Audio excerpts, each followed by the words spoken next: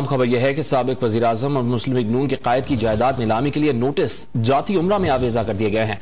Don news के नुमाइंदे अली वकार ने हमें ज्वाइन किया। अली वकार, बताएगा नोटिस में नीलाम का क्या शेड्यूल है और क्या इश्तिहार में कोई कम से कम कीमत भी बताई गई है?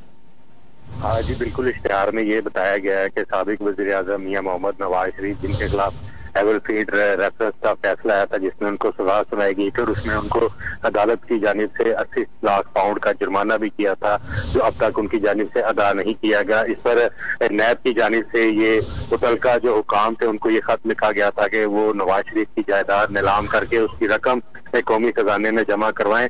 इस हवाले से उन्होंने 3 से 4 ऐसी जायदादें दी जिसमें नवाज शरीफ के नाम एक घर लाहौर के अपर माल पर भी मौजूद है, उसकी निशानदेही की थी। इसके अलावा कुछ ज़रइया राजी उसकी निशानदेही की थी। उसका कहा गया था कि इसको नीलाम करके रकम कौमी खजाने में जमा करवाएं। तो अब बोर्ड ऑफ रेवेन्यू के जो मुतलका स्टाफ है उनकी जानिब से नवाज शरीफ की जो रिहाइशगाह है जाती उमरा, उसके बाहर नोटिस आवेजा कर दिया गया है। उनको कहा गया है कि 19 तारीख को जो है वो इससे जायदाद की नीलामी की जाएगी, जिसमें नैब के, लाहौर जिले इंतजामिया के और दीगर मुतलका महकमों के जो नुमाइंदगान है वो भी मौजूद होंगे। और नवाज शरीफ को भी कहा गया है कि वो अपनी जानिब से जो नुमाइंदा मुकर्रर करना चाहते हैं इस नीलामी में शिरकत के लिए, वो भी मुकर्रर करे और 19 तारीख को इस नीलामी के जो अमल है उसमें हिस्सा लें।